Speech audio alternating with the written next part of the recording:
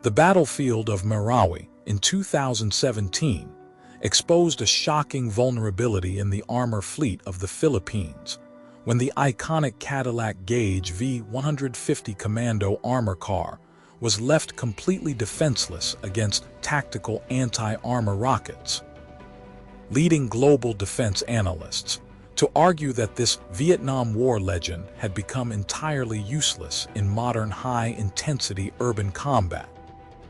The stakes were absolute, as Philippine Marines were forced to literally bolt makeshift wooden planks and cardboard boxes onto the hull to survive enemy projectile strikes.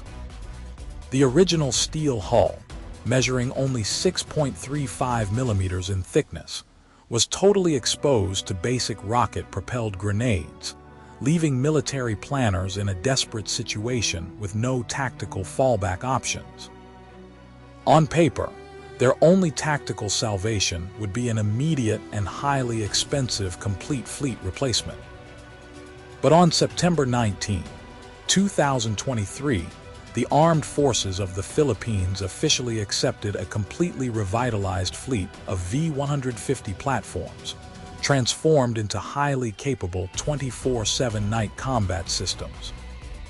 How did a 60-year-old American combat platform undergo such a massive transformation with a minimal budget of just 711.54 million Philippine pesos, which equals nearly 13 million United States dollars? The surprising answer lies not in Washington, but in an insane and highly practical engineering project executed by a defense contractor from India. Before we go on, what do you think is the best way to utilize old military equipment? Subscribe now to stay updated on critical global defense breakthroughs. And tell me where you are watching from. The remarkable resurrection of the V-150 Commando fleet was driven by the Light Armor System Upgrade Program, a precision engineering contract awarded to the Indian defense giant Larsen and Toubro. To achieve maximum cost efficiency, the contract was structured around a strict budget of 711.54 million Philippine pesos, or nearly 13 million United States dollars. Leading defense experts noted that on paper, this budget was far too modest for a complete vehicle overhaul, yet the Indian contractor initiated a radical mechanical transformation. The first critical upgrade addressed the obsolete powertrain. The outdated and inefficient Chrysler V8 gasoline and early Cummins diesel engines were completely stripped out. In their place, the engineers installed a modern, high-efficiency diesel powerpack coupled with a state-of-the-art automatic transmission.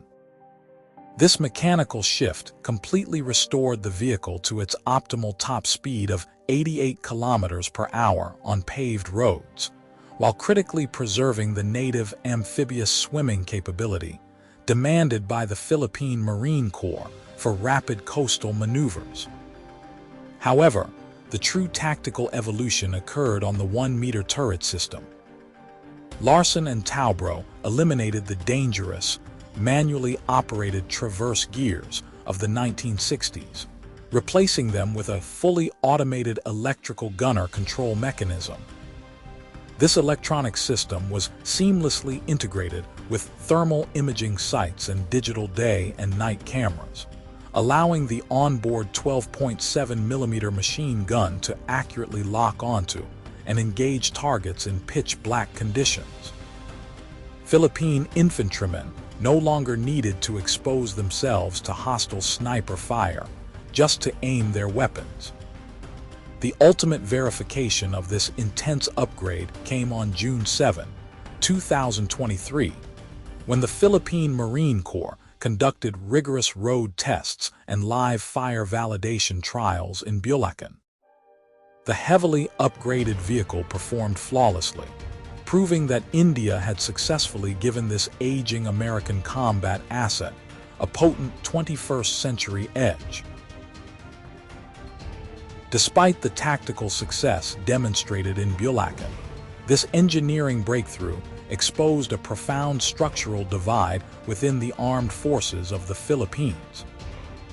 While the Philippine Marine Corps and the 710th Special Operations Wing of the Philippine Air Force eagerly embraced the upgraded V-150 platforms, the Philippine Army, which historically held the largest inventory of these vehicles, chose a completely different path.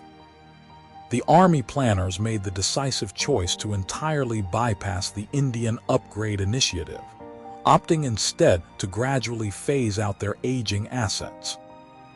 Leading defense analysts argued that this operational split was driven by an unfixable native design limitation that no engineering package could ever fully remedy, specifically the hull architecture of the 1960s vehicle. The V-150 was built with a traditional flat hull configuration, an engineering standard that made it exceptionally vulnerable to modern underground threats. In sharp contrast, modern armor vehicles feature a specialized V-shaped hull designed to deflect the catastrophic upward blast energy of improvised explosive devices and landmines away from the troop compartment. On paper, the flat bottom of the older platform would absorb the entire kinetic force of an explosion, making it highly dangerous for high-intensity urban counter-terrorism operations. Seeking a fundamentally superior level of crew survivability, the Philippine Army instead allocated significant defense capital toward acquiring the Iveco Guarani 6x6 wheeled armored vehicle from Brazil.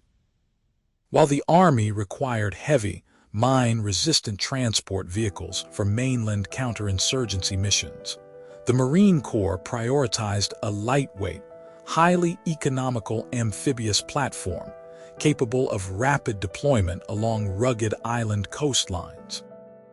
This deep institutional divide transformed the upgraded vehicle from a universal fleet solution into a highly specialized niche asset, highlighting the complex trade-offs of modern military modernization. The strategic decision to resurrect the V-150 platform using Indian engineering extends far beyond simple budget optimization.